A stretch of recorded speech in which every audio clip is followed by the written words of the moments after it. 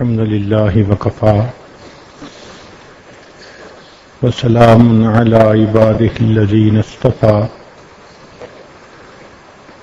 أما بعد أعوذ بالله من الشيطان الرجيم بسم الله الرحمن الرحيم وقال ربكم ادعوني أستجب لكم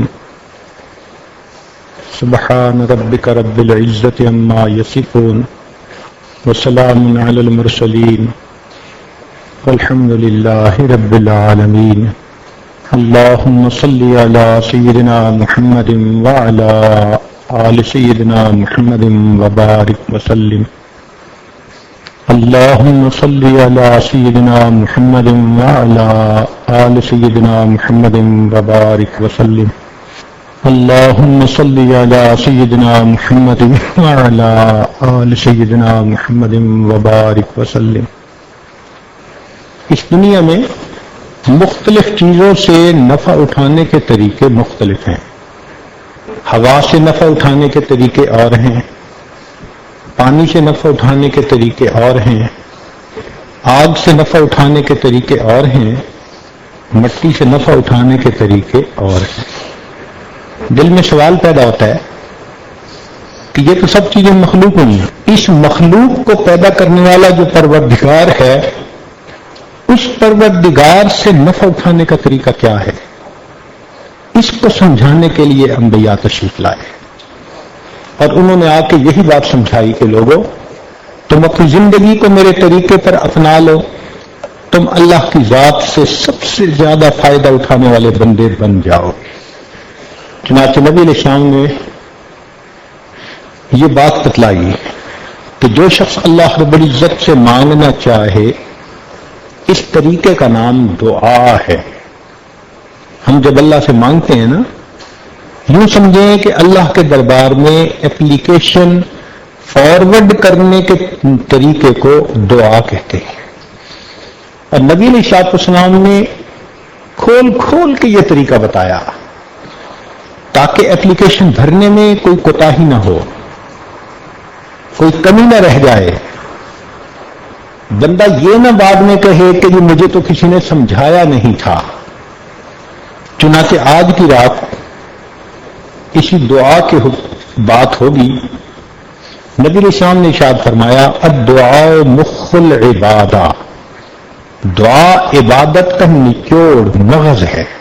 ایک جگہ فرمایا الدعاء هو العبادہ، دعا عبادت ہے.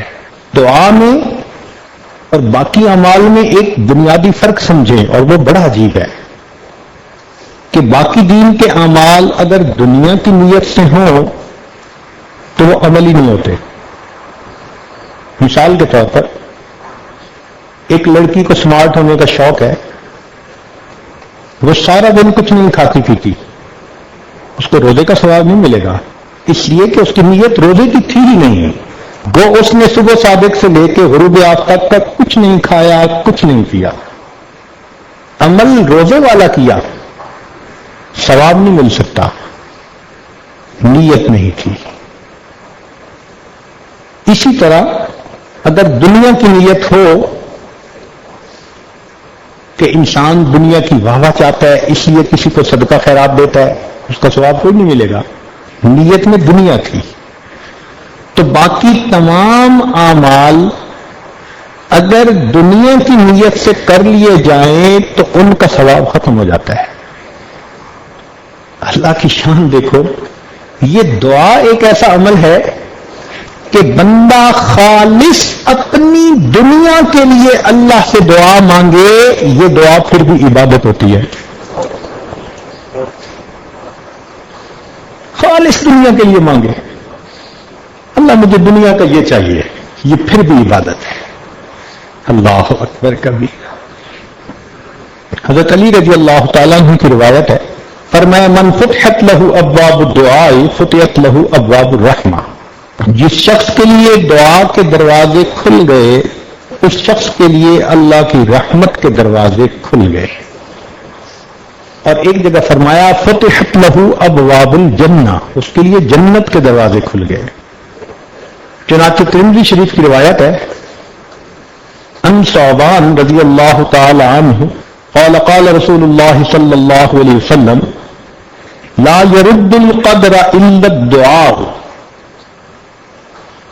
کہ تقدیر کو نہیں بدل سکتی مگر دعا، ولا يزيد في العمر الا البر، اور عمر میں زیادتی نہیں ہوتی مگر نیکوکاری کی ساتھ، وَإِنَّ الرَّجُلَ لَيُحْرَمُ الرِّزْقَ بِالذَّنبِ يُصِيبُهُ، اور انسان کو جو رزق ملنے والا ہوتا ہے اپنے گناہوں کی نحوست کی وجہ سے وہ اس رزق سے محروم کر دیا جاتا ہے۔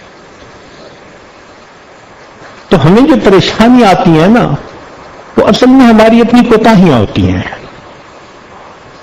قرآن مجید میں اللہ تعالیٰ نے فرمایا ما اصابکم من مصیبت فبما کسبت ایدیکم، جو مصیبت تمہیں پہنچتی ہے تمہارے ہاتھوں کی کمائی ہوتی ہے۔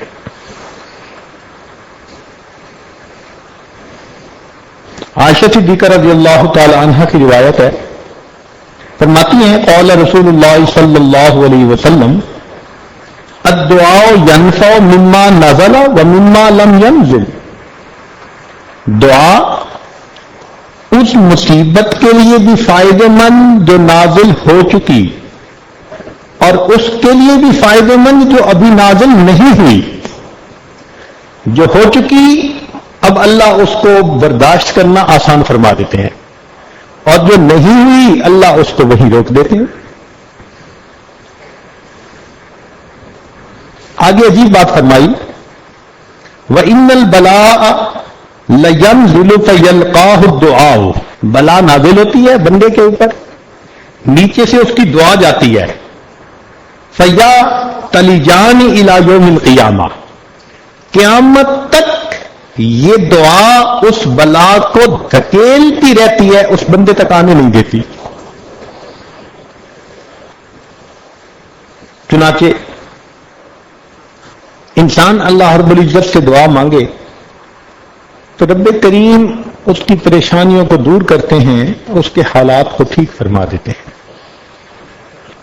اس لیے فرمایا کہ من لم يدع اللہ یغضب علیہ، جو شخص اللہ سے دعا نہیں مانگتا اللہ تعالیٰ اس بندے سے ناراض ہوتے ہیں۔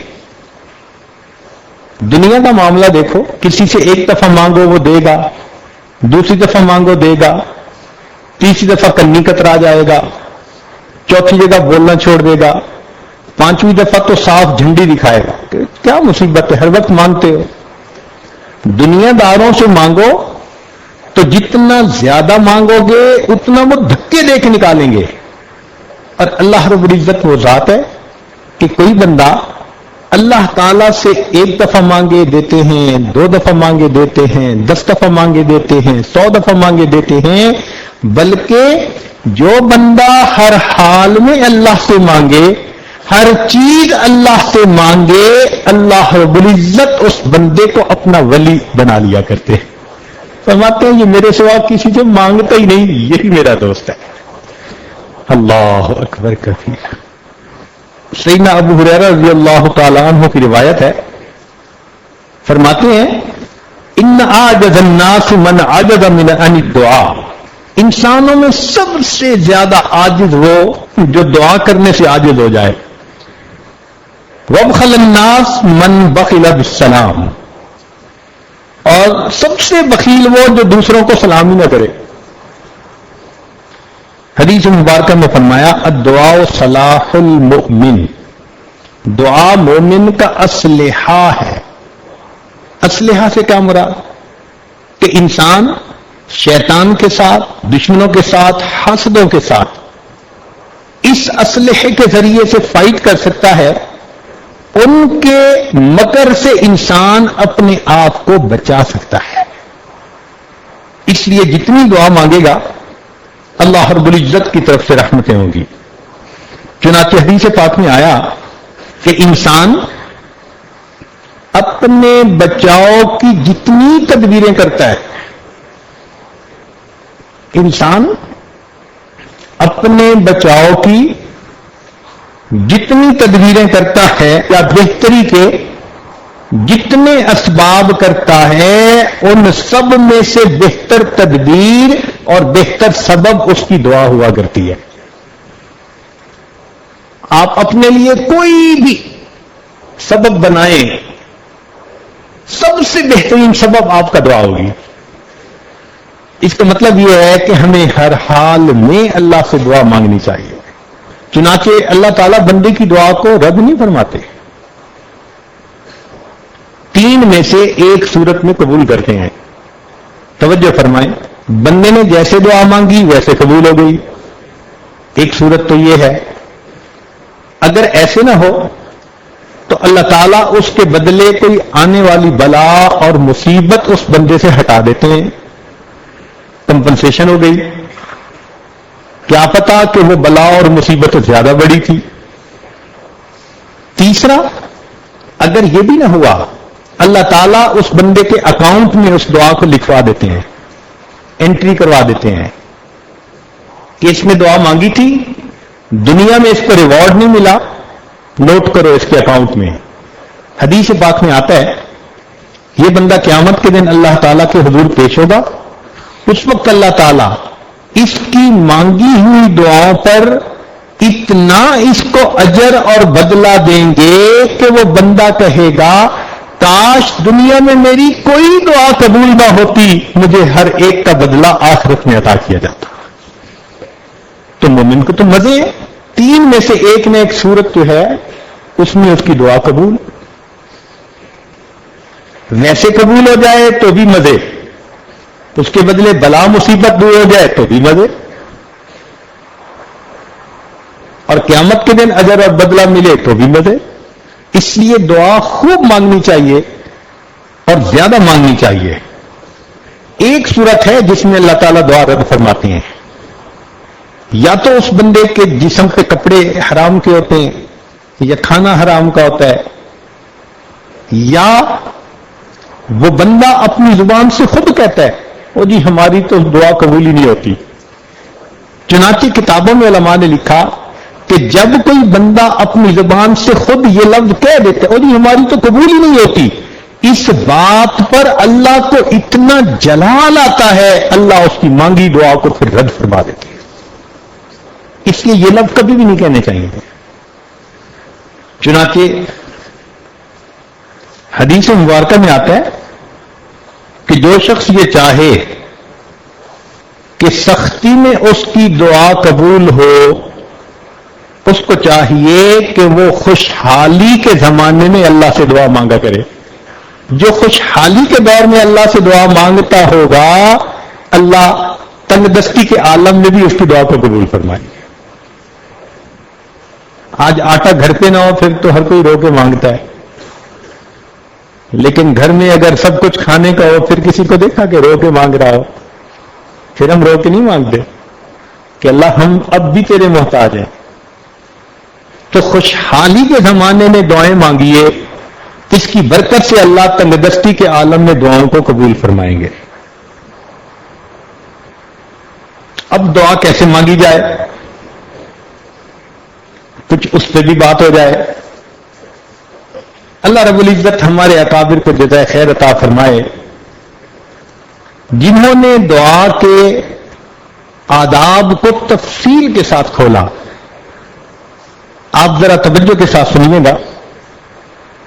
اس میں بعض رکن ہیں ان کے بغیر دعا ہی نہیں ہوتی، بعض شرائط ہیں، بعض چیزوں کے کرنے کا حکم دیا، بعض کو نہ کرنے کا حکم دیا. چنانچہ سب سے پہلی چیز کہ کھانے پینے پہننے اور کمانے میں حرام چیزوں سے پرہیز کرنا. دوسرا اخلاص کے ساتھ دعا مانگنا، دکھاوا نہ ہو. تیسرا دعا سے پہلے کچھ نیک عمل کرنا اور سختی کے وقت میں اپنے نیک عمل کو اللہ کے سامنے پیش کرنا. چوتھا صاف پاک ہونا، باوضو ہونا، قبلہ رخ ہونا. دعا سے پہلے 2 رکعت نفل پڑھنا، 2 زانو بیٹھنا. دعا کے اول اور آخر میں اللہ تعالی کی حمد و ثنا بیان کرنا. نبی علیہ الصلوۃ والسلام پر اول اور آخر درود شریف پڑھنا.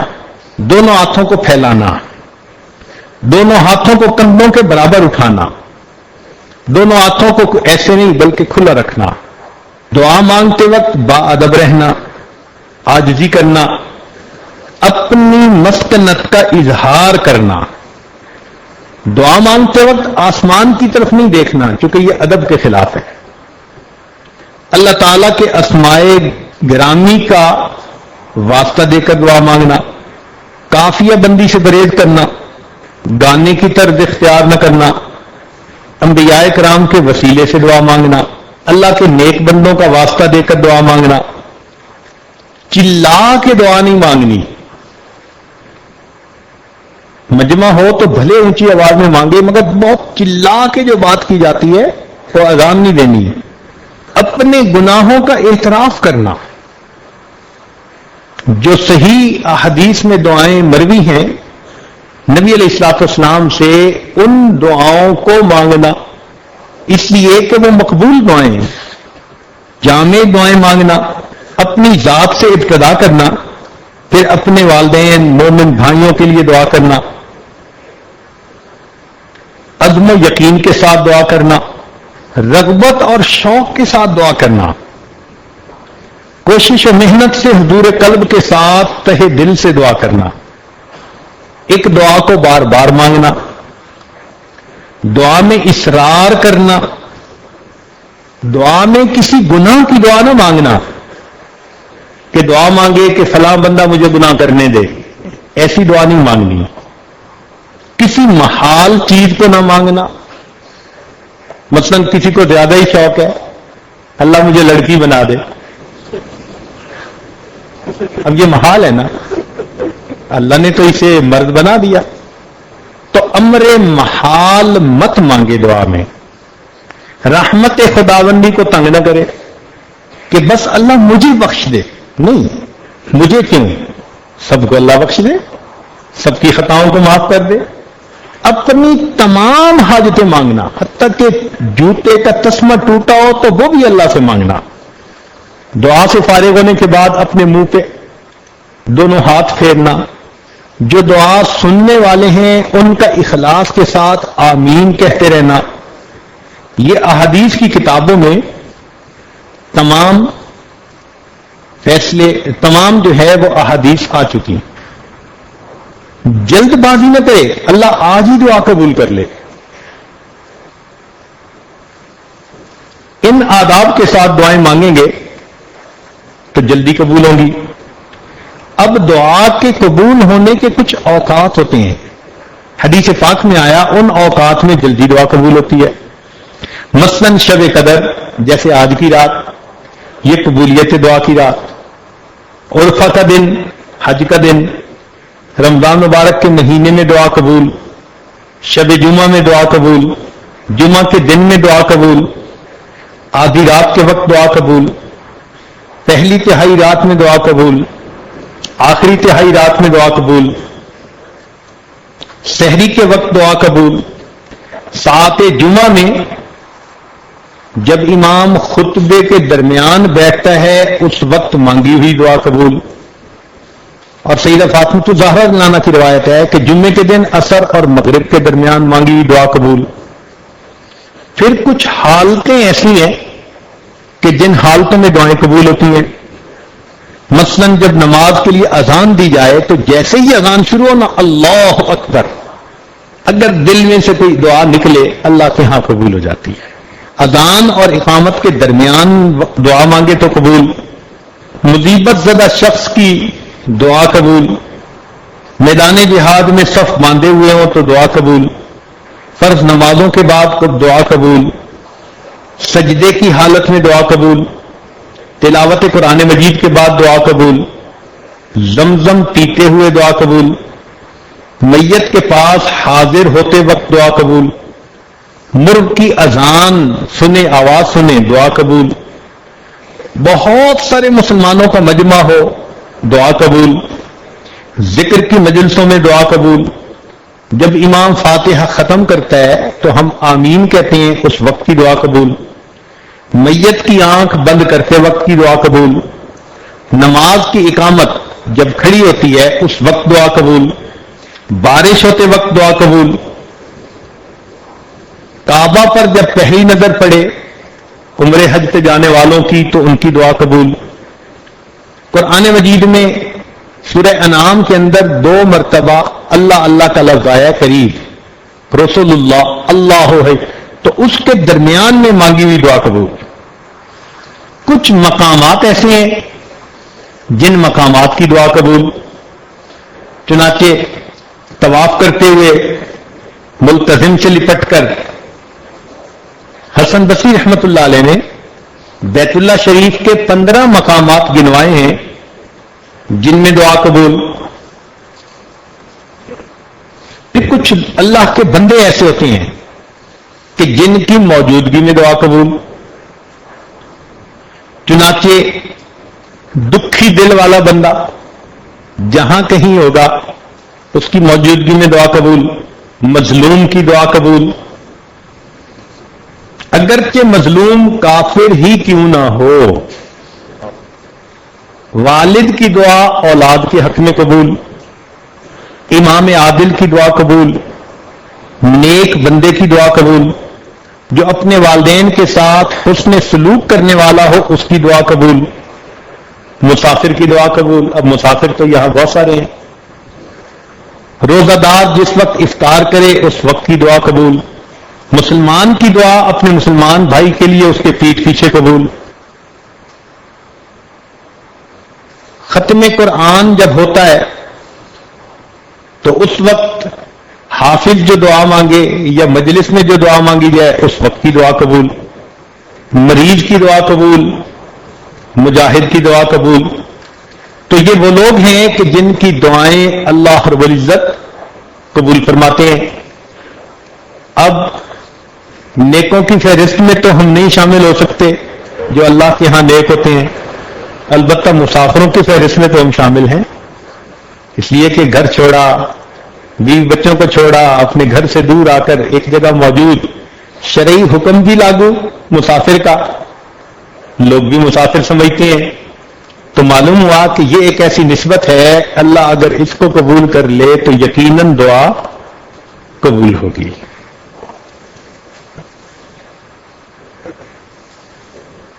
اب ذرا چند باتیں دل کے کانوں سے اور سن لیجیے۔ کئی مرتبہ بندہ دل میں یہ سوچتا ہے جی میں تو بڑا گنہگار ہوں، بڑا خطا کار ہوں، اور جی میری دعا کہاں قبول ہوگی۔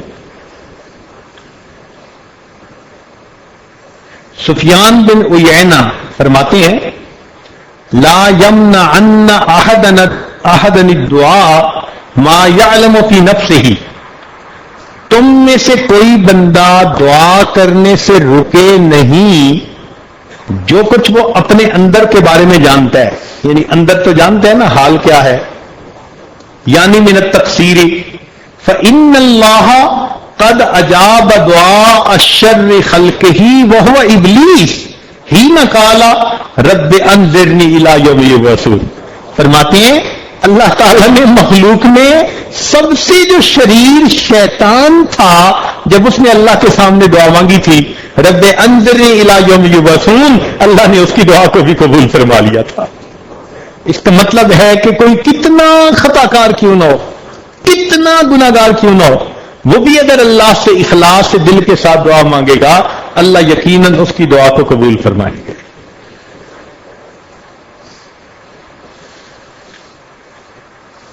کسی عارف نے شعر کہا لا تسألن بنی آدم حاجتا، کہ بنی آدم سے تم اپنی حاجتیں مت مانگو، واسأل الذی ابوابہ لا تحجب، اس ذات سے مانگو کہ جس کے دروازے بند نہیں ہوتے، کوئی پہرے دار نہیں ہوتا۔ اللہ یغضب ان ترکت سوالہ، اللہ ناراض ہوتے ہیں اگر تم اس سے مانگنا چھوڑ دو۔ وَإِذَا سَأَلْتَ بَنِيَّ آدَمَ يَغْضَبُ، اور بنی آدم جب تم اس سے مانگو تو وہ مانگنے سے ناراض ہوتا ہے۔ اس لیے اللہ رب العزت ہی سے ہمیں دعائیں مانگنی چاہیے۔ اللہ اکبر کبیرہ۔ چنانچہ دعا مانگتے ہوئے یکسوئی کے ساتھ دعا مانگے، اس لیے کہ اگر یکسوئی نہیں ہوگی تو پھر دعا قبولیت کے مقام تک نہیں پہنچے گی۔ ایک بڑی عجیب بات ہے، توجہ سے سنیے۔ قیل کہا گیا مرہ موسیٰ علیہ الصلوۃ والسلام برجل، موسیٰ علیہ الصلوۃ والسلام ایک بندے کے پاس سے گزرے، یدعو ویتضرع، دعا مانگ رہا تھا اور خوب تضرع کے ساتھ رو رو کے مانگ رہا تھا۔ فقال موسیٰ علیہ السلام، موسیٰ علیہ السلام نے کہا الہی لو کانت حاجتہ بیدی فقضیتها، اگر اس کی حاجت میرے ہاتھ میں ہوتی تو میں پوری کر دیتا۔ یعنی وہ اتنا مانگ رہا تھا لجاجت سے اور رو رو کے کہ حضرت موسیٰ علیہ السلام کا دل پسیج گیا سن کے، اور وہ فرمانے لگے کہ اللہ اس کی حاجت اگر میرے بس میں ہوتی تو میں پوری کر دیتا۔ فأوحى اللہ تعالی الیہ، اللہ تعالیٰ نے حضرت موسیٰ علیہ السلام کی طرف وحی نازل فرمائی، انا ارحم بہ منک، ہے موسیٰ علیہ السلام میں آپ سے زیادہ رحم کرنے والا ہوں، ولکنہ یدعونی، بات یہ ہے کہ یہ دعا تو کر رہا ہے، وَلَهُ غَنَمٌ، اور اس کا بکریوں کا غلہ ہے، وَقَلْبُهُ عِنْدَ غَنَمِهِ، اور اس کا دل بکریوں کے ان غلے کی طرح مشغول ہے۔ اللہ اکبر کبیرہ۔ وَإِنِّي لَا أَسْتَجِيبُ لِعَبْدٍ يَدْعُونِي وَقَلْبُهُ عِنْدَ غَيْرِي، اور میں بندے کی دعا نہیں قبول کرتا کہ جو دعا تو مجھ سے مانگ رہا ہو اور دل اس کا کسی غیر کی طرف متوجہ ہو۔ فذکر موسیٰ علیہ السلام للرجل، موسیٰ علیہ السلام نے اس بات کا تذکرہ اس بندے سے کیا، ذالک، اس بات کا، فانقطع الی اللہ بقلبہ، چنانچہ وہ اس نے اپنے دل کو منقطع کر لیا ادھر سے اللہ کی طرف، فقضیت حاجتہ، اللہ نے اسی وقت اس کی حاجت کو پورا فرما دیا۔ اس کا مطلب یہ ہوا کہ دعا مانگنے کی شرط یہ ہوئی کہ ہمارے دل دنیا کی چیزوں میں مشغول نہ ہوں، خالص اللہ کی طرف مشغول ہو۔ چنانچہ ایک دوسری روایت ہے، اوحى اللہ الی سیدنا عیسیٰ علیہ الصلوۃ والسلام، اللہ تعالیٰ نے عیسیٰ علیہ الصلوۃ والسلام کی طرف وحی نازل فرمائی، حب لی من قلبک الخشوع، اے میرے پیارے عیسیٰ علیہ السلام اپنے دل سے مجھے خشوع دے دیجیے، ومن بدنک الخضوع، اپنے بدن میں خضوع پیدا کر لیجیے، ومن عینک الدموع، اپنی آنکھوں سے آنسو بہا لیجیے، ودعونی، پھر مجھ سے دعا کیجیے، فانی قریب مجیب، میں اس دعا کو جلدی قبول کرنے والا ہوں۔ دل اللہ کی طرف متوجہ ہو، جسم میں ادب ہو، اور انسان کی آنکھوں میں آنسو ہو، اور لجاجت کے ساتھ اللہ سے مانگے، اللہ تعالیٰ ایسی دعا کو ضرور قبول فرما لیتے ہیں۔ چنانچہ علماء کا اس میں اختلاف ہوا کہ سکوت افضل ہے یا مانگنا افضل ہے۔ بعض علماء نے کہا کہ سکوت افضل، اختلف الناس فی ان الافضل الدعاء اما السکوت والرضا، دو ہی باتیں ہیں نا، ایک تو چپ رہو بس اللہ کی رضا پہ راضی، یہ بہتر ہے، یا پریشانی ہو تو اللہ سے مانگ لو۔ فمنہم من قال الدعاء عبادہ، ان میں سے بعض نے کہا کہ دعا عبادت ہے، وَلِأَنَّ الدُّعَاءَ اِظْهَارُ الْاِفْتِقَارِ إِلَى اللَّهِ تَعَالَى، اور دعا میں انسان اللہ کے سامنے اپنی پریشانی، اپنی فقیری کا اظہار کرتا ہے۔ اور دوسری جماعت نے کہا کہ السکوت تحت جریان الحکم اتم، کہ اللہ کا جو حکم آ گیا بس خاموش رہے کہ میرے مالک کی جو مرضی، میں اللہ کی رضا پہ راضی۔ قد قال النبی صلی اللہ علیہ وسلم خبرا ان اللہ تعالی، اور وہ دلیل کیا دیتے ہیں کہ اللہ تعالیٰ نے فرمایا من شغلہ ذکری ان مسئلتی آتیتہ افضل ما اوتی السائلین، کہ جس کو میری یاد دعا مانگنے سے روک لے، میں دعا مانگنے والوں سے اس کو زیادہ عطا فرماتا ہوں، وہ یہ دلیل دیتے ہیں۔ لیکن بزرگوں نے اس میں تطبیق کیسے دی؟ فرماتے ہیں وقال قوم، علماء نے یہ کہا یکون صاحب دعاء بلسانہ، یکون صاحب الدعاء بلسانہ، زبان سے اللہ سے دعا مانگے، ورضم بقلبہ، اور دل سے اللہ کے فیصلے پر راضی رہے، لیاتی بالامرین جمیعا، تاکہ دونوں باتیں اکٹھی ہو جائیں. تو دعا بھی اللہ سے مانگے مگر دل میں یہی رکھے کہ مولا تیرا جو فیصلہ ہوگا میں تو اس سے راضی ہوں گا. مانگے صحیح، سبحان اللہ. چنانچہ دعا مانگتے ہوئے لجاجت کے ساتھ جتنی دعا مانگے گا جلدی قبول ہوگی. حدیث مبارکہ میں ہے کہ داؤد علیہ السلام کے زمانے میں خشک سالی ہوئی. خشک سالی سے کیا مراد؟ بارش نہیں ہوتی تھی. چنانچہ لوگوں نے علماء میں سے 3 بندے منتخب کیے اور ان کے ساتھ دعا کے لیے نکلے ایک میدان میں. ایک نے کہا الہی آپ نے تورات میں فرمایا ہے کہ جو ہم پر ظلم کرے ہم اس کو معاف کر دیں گے. الہی ہم نے اپنی جہانوں پر ظلم کیا ہے تو پھر تو ہمیں معاف فرما دے. اللہ اکبر. دوسرے نے کہا الہی آپ نے تورات میں فرمایا ہے کہ ہم اپنے غلاموں کو آزاد کریں. الہی ہم بھی تیرے غلام ہیں، تیرے دروازے پر حاضر ہیں، تو بھی ہمیں آزاد فرما دے. تیسرے نے کہا الہی آپ نے تورات میں فرمایا ہے کہ جب ہمارے دروازوں پر مسکین کھڑے ہوں ہم ان کو محروم نہ پھیریں. مولا ہم بھی مسکین ہیں اور آپ کے دروازے پر حاضر ہیں، ہمیں خالی نہ بھیجیے، دعا کو قبول کر لیجئے. اس بندے نے دعا ابھی ختم نہیں کی تھی، اللہ نے رحمت کی بارش عطا فرما دی. اللہ اکبر کبیرہ. تو بھئی ہم بھی اللہ رب العزت سے مانگیں کہ اے پروردگار آپ بھی ہماری ان دعاؤں کو اپنی رحمت سے قبول فرما لیجئے اور ہمارے قصوروں کو معاف فرما دیجئے. اور مانگیں تو پھر خوب اللہ رب العزت سے عاجزی کے ساتھ، جتنا مانگ سکتے ہو اتنا عاجزی کے ساتھ مانگیں کہ اللہ رب العزت بڑے کریم ہیں. اللہ اکبر کبیرہ. چنانچہ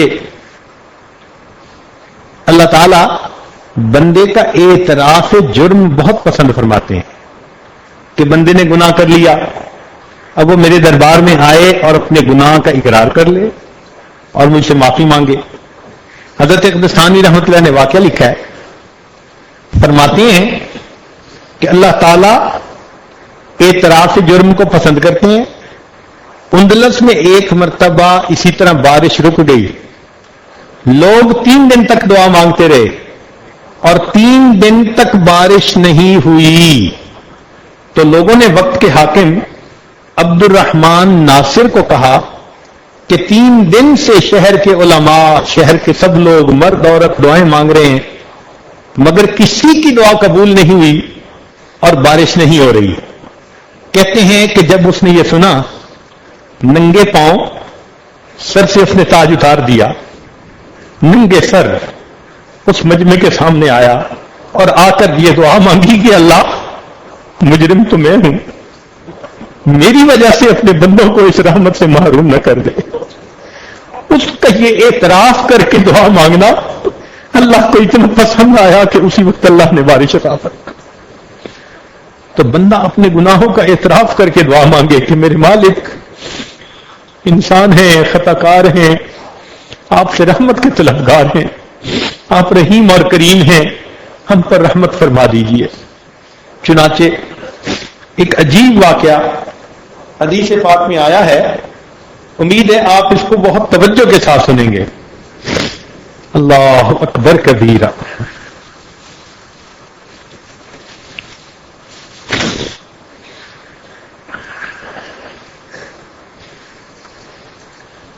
فرماتے ہیں ان وہب ابن منبہ، وہب ابن منبہ رحمۃ اللہ علیہ وہ فرماتے ہیں، بہت توجہ کے ساتھ سنیے گا، میں اپنی بات مکمل کرتا ہوں.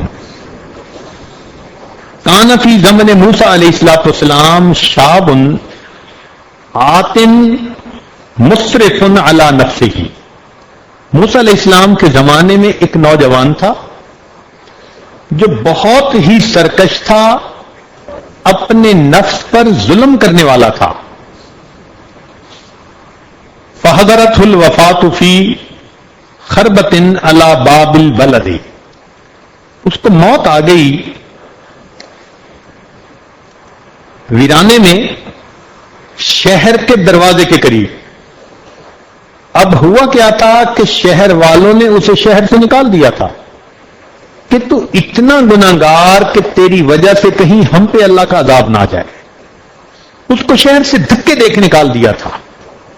اب وہ ویرانے میں تھا، ویرانے میں نہ اس کا کوئی کھانا نہ پینا، نہ کوئی ہمدم نہ غم گسار.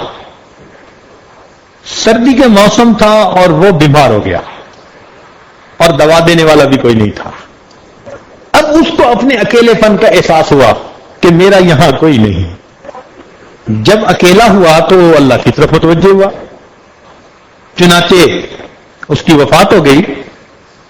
فأوحى اللہ تعالی الی موسیٰ علیہ السلام، اللہ تعالیٰ نے موسیٰ علیہ السلام کی طرف وحی نازل فرمائی، ان ولی من اولیائی حضرہ الموت، میرے اولیاء میں سے ایک ولی کو موت آ گئی ہے.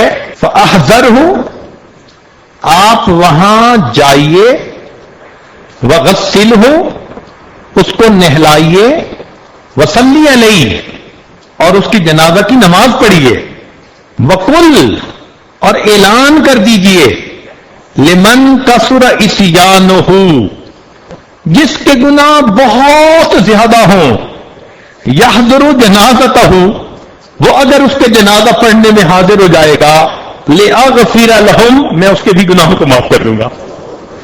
جب بنی اسرائیل میں موسیٰ علیہ السلام نے یہ اعلان کیا نا، تو کہتے ہیں کہ لوگ تو اپنے گھروں سے فوراً نکل آئے، سارے کے سارے لوگ وہاں پہنچے اور فرمایا اللہ تعالیٰ نے،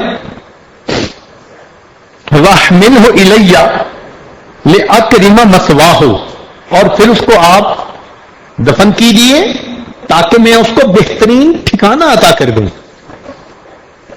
فنادى موسیٰ علیہ السلام، موسیٰ علیہ السلام نے اعلان کر دیا فی بنی اسرائیل میں، فکثر الناس، بہت لوگوں کا مجمع لگ گیا، بہت سارے لوگ اکٹھے ہو گئے. فلما حضروہ عرفوہ، جب لوگ وہاں پہنچے تو لوگوں نے اس بندے کو پہچان لیا. فقالو، کہنے لگے، یا نبی اللہ، اے اللہ کے نبی، ھذا ھو الفاسق، یہ تو وہ فاسق ہے، الذی اخرجناہ، جس کو ہم نے شہر سے نکال دیا تھا. فتعجب موسیٰ من ذلک، حضرت موسیٰ علیہ السلام بھی اس بات پہ بڑے حیران، بڑے تعجب کہ ہاں یہ تو وہی پاپی ہے، وہی نوجوان ہے کہ گناہ کے بغیر رہتا نہیں تھا، اور اس کے بارے میں اللہ رب العزت نے یہ وحی نازل فرمائی. فاوحى اللہ الیہ، اللہ رب العزت نے ان کی طرف وحی نازل فرمائی، فرمایا صدقوا وہم شہدائی، صحیح کہہ رہے ہیں یہ لوگ اور یہ اس کے گواہ ہیں. الا انہ لما حضرت الوفات فی ہذہ الخربۃ، مگر جب اس بندے کو اس ویرانے کے اندر وفات آئی، نظر یمنۃ و یسرۃ، اس نے اپنے دائیں بھی دیکھا اور اپنے بائیں بھی دیکھا. فلم یرا حمیما، اس کو کوئی دوست نظر نہیں آیا، ولا قریبا، کوئی اپنا قریبی نظر نہیں آیا، اکیلا تھا. ورا نفسہ غریبۃ، اس نے اپنے نفس کو غریب پایا، وحیدتاً، اکیلا پایا، ذلیلتاً، اپنے آپ کو ذلیل پایا،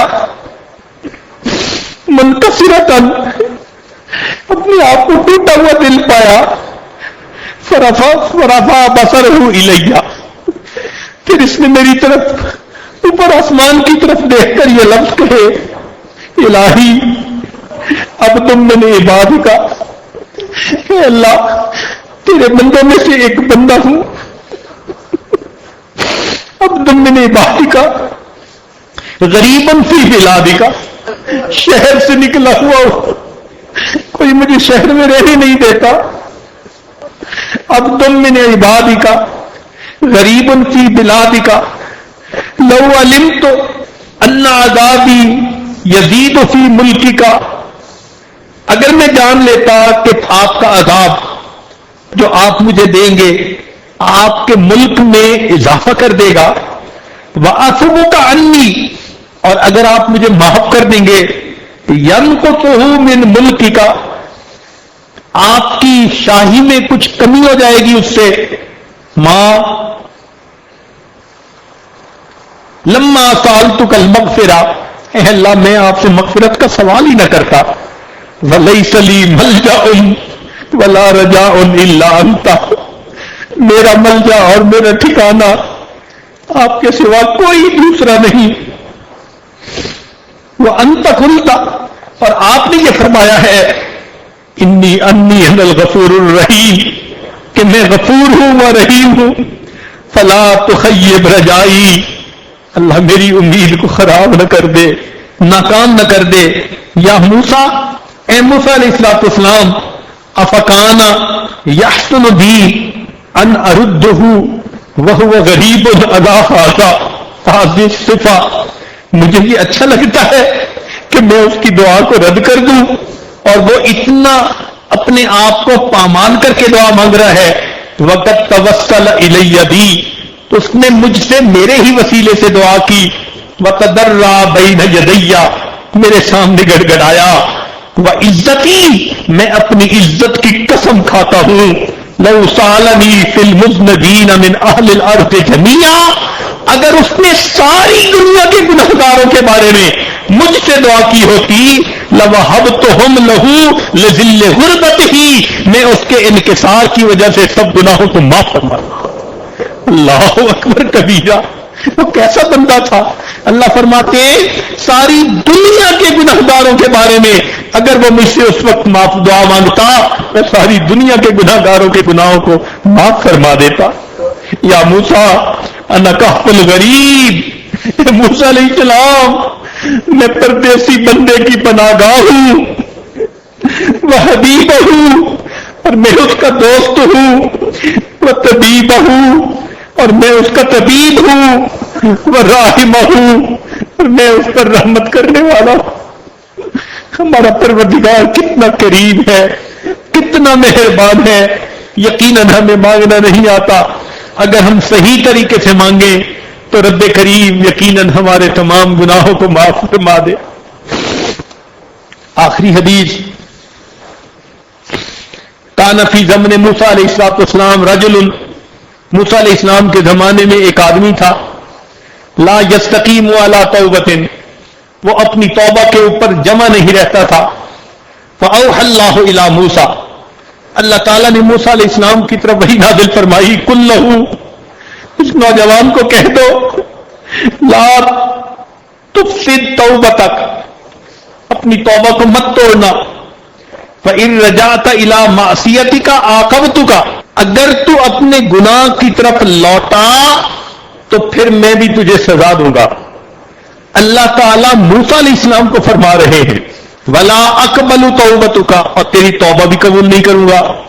فبلغہ الرسالہ، موسیٰ علیہ السلام نے اس کو یہ پیغام پہنچا دیا، فصبر ایاما، اس نے کچھ دن تو صبر کیا، ثم رجع الی معصیہ، پھر گناہ کر بیٹھا، فاوحى اللہ الی موسیٰ علیہ السلام، اللہ تعالیٰ نے موسیٰ علیہ السلام کی طرف وحی نازل فرمائی، قل لہ، اسے کہہ دو، انی غضبت علیہ، میں اس کے اوپر ناراض ہوں، فبلغہ الرسالہ، موسیٰ علیہ السلام نے اللہ کا پیغام پہنچا دیا، فخرج الی الصحراء، وہ بندہ صحرا میں نکل گیا، وقال، اور یہ کہنے لگا، الہی ما هذه الرسالہ التي ارسلتها الی مع موسیٰ، یہ آپ نے موسیٰ علیہ السلام کے ذریعے کیسا پیغام بھیجا ہے، انفدت خزائن عفوک، کیا آپ کے مغفرت کے خزانے ختم ہو گئے؟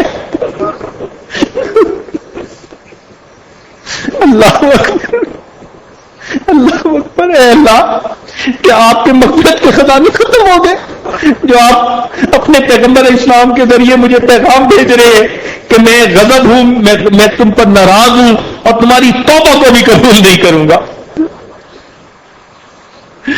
وَأَيُّ ذَنبٍ أَعْظَمُ مِنْ عَفْوِكَ، میرے مولا کون سا میرا گناہ تیری رحمت سے زیادہ بڑا ہے کہ معاف ہونے کے قابل نہیں۔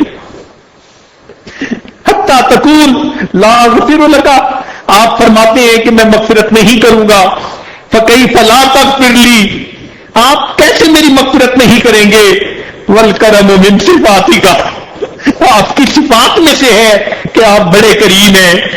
فاذا یست عبادک من رحمتک، اے اللہ آپ اگر اپنے بندوں کو اپنی رحمت سے مایوس کریں گے، فمن یرجوہم، آپ کے بندے کہاں جائیں؟ کون سا کوئی اور دروازہ ہے کہ ہم اس دروازے پہ چلے جائیں؟ وَإِن تَرَكْتُهُمْ فَمَن يَقْصُدُونَ، اگر آپ انہیں دھکے دیں وہ کہاں کا قصد کرے؟ اللہم ان کانت رحمتک نفدت، اللہ اگر آپ کی رحمت ختم ہو گئی ہے، وَلَا بُدَّ مِنْ عِذَابِي، تو اے اللہ بھلے مجھے عذاب دے دیجئے۔ فَجْعَلْ عَلَيَّ ذُنُوبَ عِبَادِكَ، اللہ اپنے باقی سارے بندوں کے گناہ بھی میرے سر پہ ڈال دے۔ فَإِنِّي فَدَيْتُهُمْ بِنَفْسِي، اللہ میں سب کی طرف سے فدیہ بن جاؤں گا۔ اللہ مجھ کو عذاب دے لے، باقی بندوں کو معاف کر دے، میں سب کی طرف سے فدیہ بن جاؤں گا۔ فَأَوْحَى اللَّهُ إِلَىٰ مُوسَىٰ علیہ السلام، اللہ نے موسیٰ علیہ السلام فرمایا قُل لَّهُ سے کہہ دیجئے لَوْ كَانَتْ ذُنُوبُكَ مُطْبِقَةً بَيْنَ السَّمَاءِ وَالْأَرْضِ، اگر تیرے گناہ آسمان اور زمین کے فاصلے کو بھر دیتے، لَغَفَرْتُهَا لَكَ، تیری اس دعا کے بعد میں تیرے سب گناہوں کو معاف کر دیتا۔ کما عرفتنی بکمال العفو والرحمہ، تو نے میرے عفو اور میری رحمت کو صحیح سمجھ لیا۔ اللہ اکبر، اگر ہم اس طرح سے دعا مانگیں یقیناً اللہ ہماری دعاؤں کو قبول فرمائیں گے۔ دعا ہے اللہ تعالیٰ آج کی رات ہمیں اپنے در سے خالی نہ لوٹائے، ہم پر رحمت کی نظر فرمائے۔ ہمارا تو اللہ کے سوا کوئی اور ہے بھی نہیں۔ اے اللہ ہمارے جیسے تو آپ کے اربوں اور خربوں بندے ہیں، ہمارا تو آپ جیسا خدا کوئی اور نہیں، آپ ہی سے ہم نے مانگنا ہے۔ اے اللہ آپ ہم پر مہربانی فرما دیجئے اور آج کی اس بابرکت رات میں ہماری دعاؤں کو اپنی رحمت سے قبول فرما لیجئے۔ وآخر دعوانا ان الحمد للہ رب العالمین۔